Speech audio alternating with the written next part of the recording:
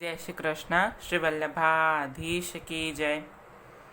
आज इस वीडियो में हम श्री ठाकुर जी के स्नान और अभ्यंग का प्रकार देखेंगे जो नित्य सेवा क्रम की श्रृंखला में आएगा। पिछले वीडियो में हमने ठाकुर जी में को जगाने का क्रम देखा, मंगल भोग का क्रम देखा, पूरा मंगला और मंगला सन्मुख का क्रम देखा और आप सबको बहुत पसंद आया है। कई वैष्णवों ने मुझसे मेरे सोशल मीडिया अकाउंट्स पर बहुत मैसेज कर के रिक्वेस्ट की है कि आप प्लीज़ स्नान का क्रम और आगे की श्रृंखला कंटिन्यू कीजिए, पर बीच में थोड़ी बाधक आ गया था इसलिए पॉसिबल नहीं था वीडियो लेना। पर आज अभी इस वीडियो में हम आगे का क्रम देखेंगे। वीडियो स्टार्ट करने से पहले आप सबसे रिक्वेस्ट है कि इस वीडियो को ज़्यादा से ज़्यादा लाइक, शेयर, कमेंट और सब्सक्राइब करें चैनल को। और जो भी नए वैष्णव को आप जानते हो कि उनको थोड़ी सेवा में डिफ़िकल्टी आती हो तो उनके साथ ज़रूर से ये वीडियो शेयर करें ताकि उनको भी सेवा में सरलता हो और उनके ठाकुर जी को भी श्रम ना हो, किसी भी प्रकार से श्रम ना हो। तो आइए क्रम देखते हैं। सर्वप्रथम पिछले वीडियो में हमने देखा कि मंगला का क्रम क्या होता है। अब भी ऐसा ही समझिए, अभी तो ये मैंने ओढ़नी, आत्मसुख, वागा कुछ धराया नहीं है, सिर्फ ऐसे ही विराज आया है ताकि जल्दी वीडियो हो सके। ये देखो, ये फरगुल है जो हमने में चैनल पे ही वीडियो है फरगुल सिद्ध करने का, उसमें देखा था। तो ऐसे फरगुल धरा है गादी जी पे और ये ठाकुर जी आप श्री विराज रहे हैं।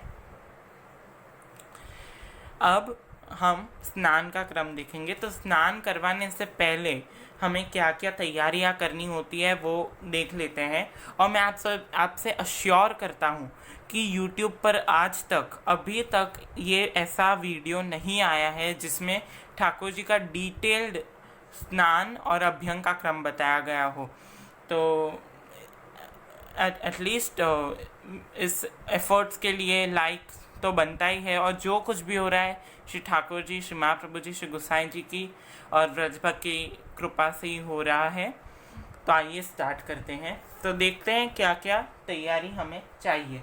सर्वप्रथम स्नान के लिए अति आवश्यक जो है वो है स्नान के लिए जो थाल होता है वो स्नान का पाटला, एक श्वेत वस्त्र।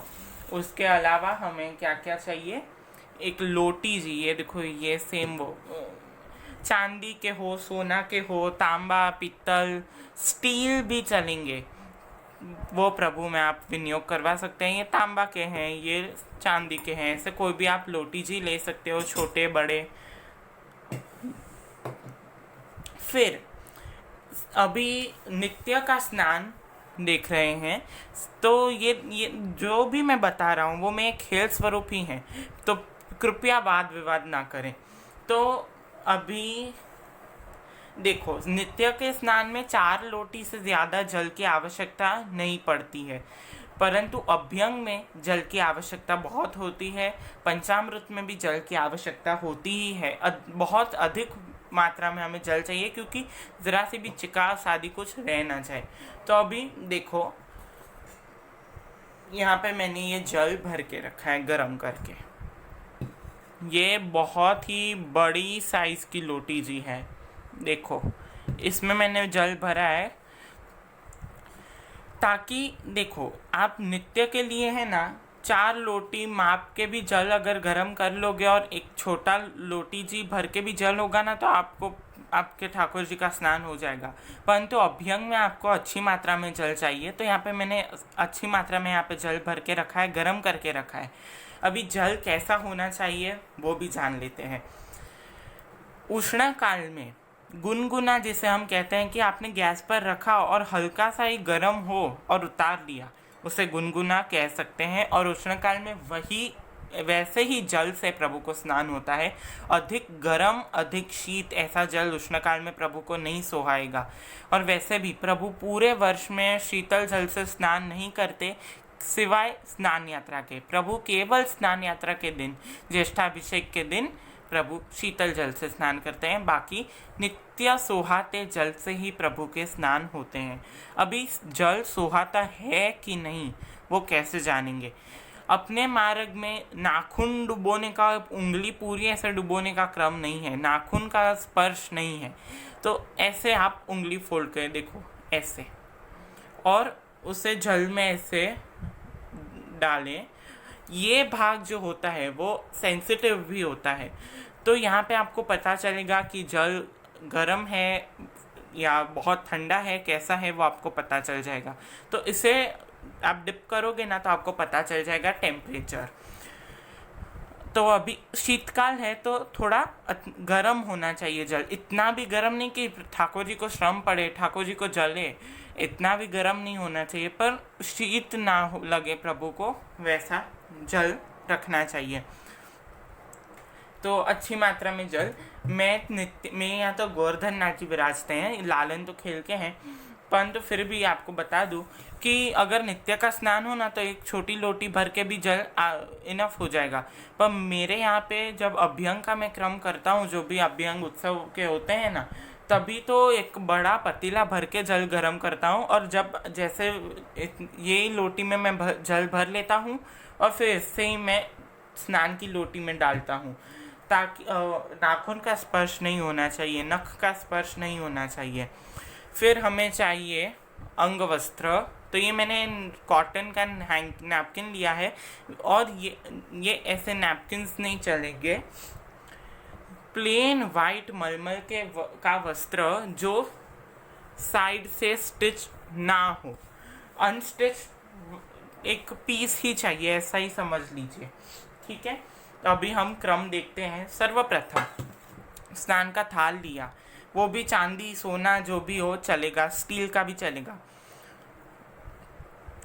एक श्वेत मलमल का, कई वैष्णव गादी भी पधराते हैं उन अनुकूलता अनुसार। तो यहाँ पे मैंने वस्त्र का टूक लिया, उसे दोहरा तिहेरा आप कर सकते हो।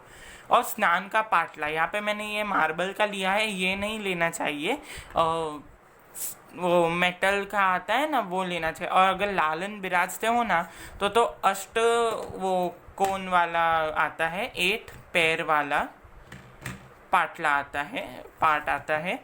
और गोवर्धन नाथ जी या कोई भी ठाड़े स्वरूप विराजते हो तो चौरस ही पाटला, पर पीछे ऐसे पिठिका भी होनी चाहिए ताकि स्वरूप खेल ना जाए। अगर पॉसिबल ना हो तो ऐसे पाटला, तो आप पीछे हाथ भी पधरा सकते हो गोवर्धन नाथ जी में। और चित्र जी विराजते हो तो वेणु जी पे ही स्नान होते हैं। तो अभी यहाँ पे ऐसे भाव करते हैं कि ये 8 कोने वाला पार्ट है। अगर 8 कोने वाला भी ना हो आपके पास, नो हार्ड एंड फास्ट, ज़रूरी नहीं है, आपकी वित्तजा पे डिपेंड करता है, जो भी जैसे प्रभु प्रेरणा करे वैसे। तो ऐसे चौरस भी आप ले सकते हो। और कई वैष्णव के पास ये पाटला वसाने की भी अनुकूलता नहीं होती है, तो डब्बा होता है ना, स्टील का डबरा, वो भी पधराते हैं, कुछ भी चलेगा। बस गुरु घर से आज्ञा ले ले कुछ भी करने के पहले।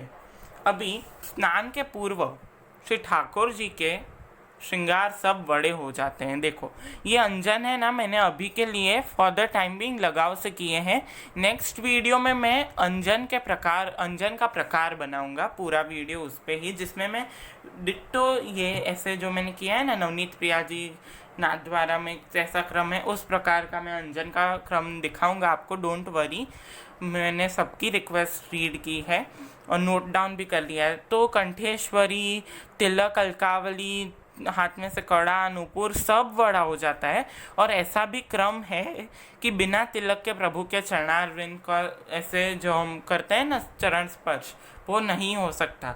तो अगर किसी को कहीं बाहर जाने, ऑफिस जाने की भी कई बार जल्दी होती है, तो वो स्नान के वक्त आके बिना तिलक में प्रभु के चरण स्पर्श कभी नहीं हो सकते। तो या तो आप स्नान के पूर्व मंगला में कर लीजिए, या तो फिर स्नान के बाद करें जब प्रभु तिलक सहित विराजते हो। तो अभी मैंने कोई श्रृंगार वड़े नहीं किए हैं, सिर्फ तिलक अलकावली वड़े किए हैं। अभी ठाकुर जी को कैसे पधराना है वो शायद आपको मंगला के वीडियो में नहीं समझ आया होगा। ये थंब जो है, थंब वो ठाकुर जी के वक्षस्थल पे, और बाकी के 2-3 फिंगर्स जो है वो ठाकुर जी के पीछे है।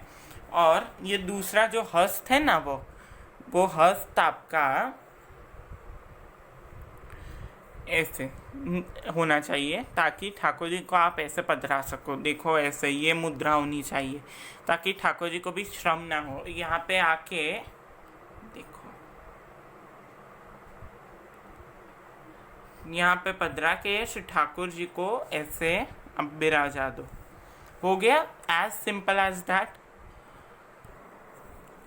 ऐसे ठाकुर जी बिराज चुके हैं। और ठाकुर जी को स्नान के लिए बिराज जाने के बाद भी वेट कभी नहीं करवाना चाहिए। जल आदि सब जब मंगल भोग धरा हो ना, मंगल भोग, तभी ही सब तैयारी कर लेनी चाहिए, ताकि जैसे ही मंगल भोग सरे, मंगला आरती, मंगला सन्मुख का क्रम हो और ठाकुर जी स्नान के लिए पधारे तो सब तैयारी हो चुकी हो। और एक कटोरी जो होती है पात्र में सूखा मेवा और मिश्री भर के रखनी चाहिए श्री ठाकुर जी को श्रृंगार भोग के भाव से, और उसको ढकना से ढकना चाहिए। ढकना मतलब वो वस्त्र आता है ना ढकने का, उससे ढक देना चाहिए वो, क्योंकि वो भोग है। ठीक है, अभी हम क्रम देखते हैं। अभी आप देखो ध्यान से, श्री ठाकुर जी को बिराजा दिया है। अभी 4 लोटी भर के भी रख सकते हो आप, ऐसे सेम शेप में आपके पास ऐसे 4 हो ना, तो आप चारों में जल भर के रख लो पहले से ही, ताकि एक के बाद एक लोटी तुरंत प्रभु को जल्दी से स्नान हो जाए। तो यहाँ पे ये इतने बड़े लोटी जी में से छोटे लोटी जी में डालना पॉसिबल नहीं हो रहा था, तो मैंने इसमें ले लिया है। अब इससे आप ऐसे देखो, ये 1 लोटी भर रहा है। श्री ठाकुर जी के सर्वप्रथम श्री चरणारविंद के ऊपर जल डालना चाहिए और फिर जल पधराना चाहिए, और फिर सर्वांग श्रीअंग के ऊपर जल से स्नान करवाना चाहिए। ऐसे 1 लोटी हुई। अभी अगर आपके पास सेम शेप में 4 लोटी जी ना हो ना, नो हार्ड एंड फास्ट, एक ही लोटी जी में आप 4 लोटी का भी भाव कर सकते हो। फिर ये दूसरी लोटी हुई, सर्वांग श्रीअंग के ऊपर स्नान। और देखो मैं बताता हूँ, ये तीसरी लोटी। कई वैष्णव से जोर से डाल देते हैं, नहीं, एकदम मंद धारा होनी चाहिए, ठाकुर जी को जरा सा भी श्रम ना हो, उस हिसाब से दम हल्के हाथ से ऐसे। और अभी लास्ट चौथी लोटी, ये चौथी लोटी मैंने भर ली है। अभी आप ध्यान से देखो, ये चौथी लोटी सर्वांग श्रीअंग के ऊपर जल पधराया, और फिर देखो मैंने थोड़ा जल इसमें छोड़ दिया है। वो क्यों? दृष्टि दोष दूर करने के लिए। फिर श्री ठाकुर जी के ऊपर से 3 या 7 जो भी क्रम हो उस प्रकार से वाड़ के से थाल में पधरा देना चाहिए। और हाँ, मैं बताना भूल गया, श्री ठाकुर जी स्नान के लिए पधारे ना, स्नान के पाठ पर जैसे ही ठाकुर जी बिराजे, उससे पूर्व ही जो अंग वस्त्र होता है ना, वो गादी जी के ऊपर ऐसे हमें पधरा देना चाहिए, ताकि यहाँ से ठाकुर जी को हमने पधराए तो तुरंत अंग वस्त्र हो सके। तो अभी हम ठाकुर जी को पधरा के अंग वस्त्र कर लेते हैं। ये देखो, श्री ठाकुर जी के अंग वस्त्र हो गए और श्री ठाकुर जी यहाँ पे गादी जी पे बिराज चुके हैं। अभी बिराजने के साथ ही आप आगे का श्रृंगार का क्रम कंटिन्यू कर सकते हैं। तो श्रीहस्त में कड़ा, पौंची, बाजूबंद, वागा, आत्मसुख, जो भी धरने का क्रम हो ऋतु अनुसार, वो भी आप कर सकते हो। अभी सपोज, एक सेकेंड रुको, अब सपोज मेरे यहाँ से गोवर्धन नाथ जी के चित्र जी स्वरूप विराजते हैं, तो स्नान का क्रम कैसे होगा? ये बहुत ही कंफ्यूजिंग हो जाते हैं, वैष्णव कंफ्यूज हो जाते हैं। बहुत ही सरल है। अभी ये तो पेपर है, वरना जो कांच लगे हुए जो चित्र जी होते हैं ना, उनमें आप गीला वस्त्र करके भी अंग वस्त्र करवा सकते हो। वरना एक सरल प्रकार, ठाकुर जी वेणु जी होते हैं ना, देखो ये क्या है, वेणु जी। तो वेणु जी यहाँ पे स्नान के पाटला पर पधारते हैं। फिर सेम जैसे लालन में क्रम देखा हमने, उसी प्रकार से 4 लोटी जल से स्नान। 1, 2,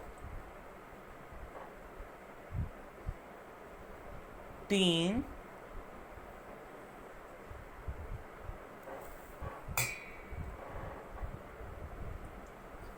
4, ये 4 लोटी जल करके फिर 1 2 3 4 5 6 7 जो भी क्रम हो करके यहाँ पे ऐसे पधरा दो।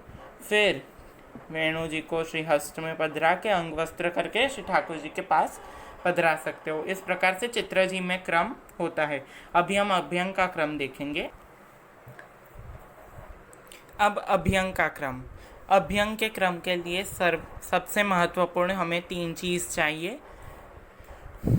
एक ये कटोरी है, उसमें फुलेल, सुगंधित तेल, वो फुलेल। फिर चंदन की पेस्ट, तो चंदन को आप घिस के उसकी जो चंदन निकले उसको आप ऐसे जल करके ऐसे भिगो लो, तो चंदन की पेस्ट, या फिर पाउडर को जल में भिगो लो, वो भी चले। ये आंवला, भिगोए हुए आंवला की पेस्ट। अभी कई वैष्णव क्या करते हैं, ये तो हम घर पे ही आंवला का पाउडर बना लेते हैं और उसे भिगो लेते हैं, तो थोड़ा जल्दी हो जाता है। कई वैष्णव क्या करते हैं, एक रात्रि पूर्व जो सूखे हुए आंवला होते हैं उसे भिगो देते हैं, फिर दूसरे दिन कुकर में उसे बाफ के फिर उसकी प्यूरी करके उससे अभ्यंग करवाते हैं। जैसे आपको अनुकूल हो वैसे आप कर सकते हो, वरना शुद्ध घर पे सिद्ध किया हुआ आंवला का जो ये पाउडर होता है ना, उसको आप भिगो के ले सकते हो, अथवा तो आयुर्वेदिक स्टोर हो वहाँ से भी पधरा सकते हो। अभी कई वैष्णव के पास है ना डिब्बी आती है, वो 25 रुपीज़ की अभ्यंग पाउडर होता है उसमें, वो भी आप यूज़ कर सकते हो। पर ये ऑथेंटिक जो रीत से है ना, वो ये क्रम है। फिर सेम जैसे नित्य के स्नान में होता है वैसे ही स्नान का पाटला, उसके ऊपर श्वेत वस्त्र। अभी यहाँ पे दूसरे स्वरूप हैं खेल के, उनको हम इस पे पधराएंगे। अभी ठाकुर जी का अंग वस्त्र भी गादी जी पे रेडी ही रखना चाहिए। उसके अलावा एक वस्त्र का टूक अपने लिए भी रख लें, क्योंकि आप ठाकुर जी को जब स्नान अभ्यंग करवाते हो तो आंवला और चंदन जो भी अपने हाथ में लगाओ, उसको भी हमें पोंछना हो, तो एक वस्त्र का टूक। अभी हम क्रम शुरू करते हैं। अब क्रम शुरू करते हैं। क्षमा करिएगा। अभी देखो ये लालन यहाँ पे विराज चुके हैं। सर्वप्रथम लालन को फुलेल होगा। यहाँ पे ये फुलेल है, तो आप एक ये इतना डुबोगे ना, इतने छोटे स्वरूप में तो इतना काफ़ी हो जाएगा। बड़े स्वरूप हो तो पूरा सर्वांग श्रीअंग में हो, उस प्रकार से करें। फॉर द टाइम बीइंग मैं ऐसे पकड़ रहा हूँ क्योंकि ये बहुत खिलते हैं स्वरूप और बहुत ही सूक्ष्म है, और मैं ये श्वेत वस्त्र भी बड़ा कर रहा हूँ। देखो ये ऐसे फुलेल के कटोरी यहाँ पे, और फिर पहले चरणारविंद में समर्प के सर्वांग श्रीअंग पे फुलेल सु ऐसे। फुलेल क्यों, वो कई वैष्णव पूछते हैं फुलेल की क्या आवश्यकता है, उससे तो बहुत चिकट हो जाते हैं स्वरूप, स्टिकी हो जाते हैं। नहीं, फुलेल की तो आवश्यकता है ही, क्योंकि फुलेल के बिना अभ्यंग इनकम्प्लीट है। क्योंकि फुलेल ही हमें हेल्प करता है रज तक पहुंचने के लिए। रज यानी कि जो भी ठाकुर जी के जो स्वरूप है उसमें देखो कितनी कार्विंग और बारीकाई होती है। उसमें कई बार रज जो होती है, व्रज रज, धूल मिट्टी बोल लो चलो लौकिक में, वो कई बार इकट्ठा हो जाती है, तो उसे भी निकालना तो इम्पोर्टेंट है ही। इसलिए ये फुलेलसु ये होता है। देखो ये कितना खेल रहे हैं, मुझे ऐसे पकड़ना पड़ रहा है।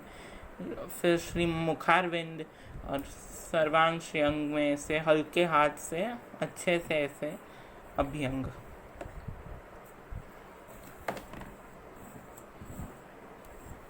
अभ्यंग का ये हो जाए, फुलेल समर्प लो। फिर जल की लोटी भर के ठाकुर जी को थोड़े जल से ऐसे स्नान करवाना चाहिए। जन्माष्टमी में बहुत ही वो ऐसा, जन्माष्टमी में क्या क्रम है, कि पंचामृत हो जाए ठाकुर जी के, उसके बाद केसर मिश्रित चंदन, बहुत केसर मिश्रित होता है, उससे श्री ठाकुर जी का अभ्यंग होता है। आंवला से तो होता ही है, उसके अलावा उसे उपटन भी कहा जाता है कई घरन में। तो जो भी आपके वहाँ का क्रम हो उस हिसाब से करें, और जो भी क्रम करें ना तो कृपया गुरुगर की आज्ञा ले ले। कई घरन में आंवला से नहीं होता है, ऐसा सुना है। तो जो भी आपके वहाँ गुरुगर हो, जो भी आपके गुरु आज्ञा करे उस प्रकार से आप कर सकते हो, उसमें कोई बाधकता नहीं है। ऑब्वियसली जैसे गुरु आज्ञा करेंगे वैसे ही करना चाहिए। अभी ये है आंवला की पेस्ट। फुलेल समर्पणे के बाद आंवला होता है। तो देखो ऐसे उंगली भर के श्री ठाकुर जी के श्री मस्तक पर से ऐसे पद समर्पना चाहिए, ताकि सर्वांग श्रेयांग पे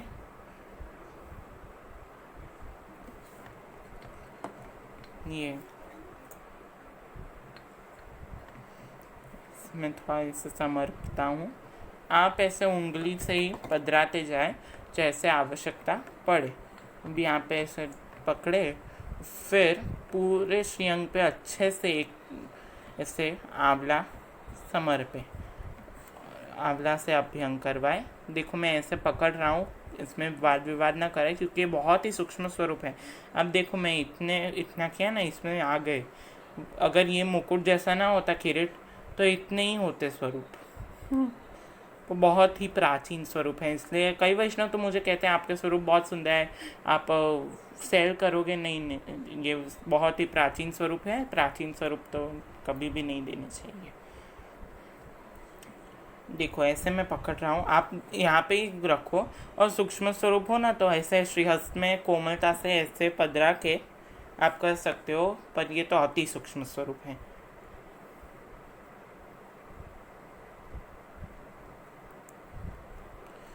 जैसे जैसे आवश्यकता पड़ती जाए आंवला की, वैसे वैसे आप ले सकते हो, उसमें कोई प्रॉब्लम तो है नहीं।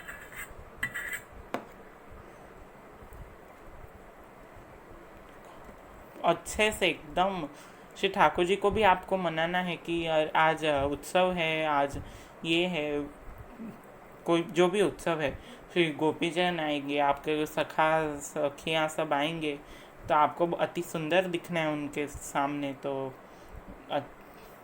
सुंदर अभ्यंग होगा आज आपका, ऐसे मनाना चाहिए श्री ठाकुर जी को। देखो ये आंवला समर्प लिया, हाथ पोंछ लेता हूँ।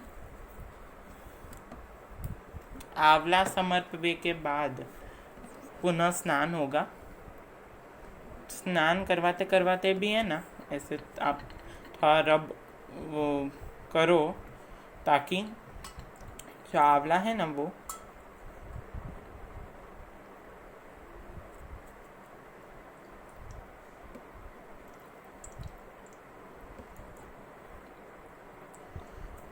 देखो सारा आंवला वो बड़ा कर लो। फिर हम चंदन समर्पेंगे। चंदन की भी पेस्ट ऐसे घोल लो, फिर वो ठाकुर जी को आप समर्प सकते हो। ये थोड़ी पतली हो गई है इसलिए मैं ऐसे पधरा रहा हूँ। ठाकुर जी का सर्वांग श्रेयांग पर चंदन समर्पने के बाद पुनः जैसे आंवला में किया उस प्रकार से ही ऐसे रब करना है, मसाज जो आप बोल सकते हो करके, बाकी सुंदर ऐसा लगे अपने श्री ठाकुर जी उत्सव पे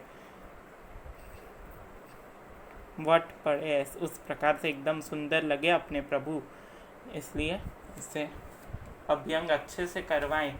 ये तो सूक्ष्म स्वरूप है इसलिए, वरना बड़े बड़े स्वरूप में तो मुझे भी आधा घंटा लग जाता है अभ्यंग करवाते करवाते में गोवर्धन नाथ जी में, क्योंकि गोवर्धन नाथ जी एक तो डेलिकेट बहुत होते हैं, वो खेल जाते हैं तो श्रमित हो जाने का बहुत ही डर भय रहता है। तो वो इसलिए, और उनमें तो वो कार्विंग और सब रहता है, तो वो सब बड़ा हो इसलिए हमें ध्यान रखना पड़ता है।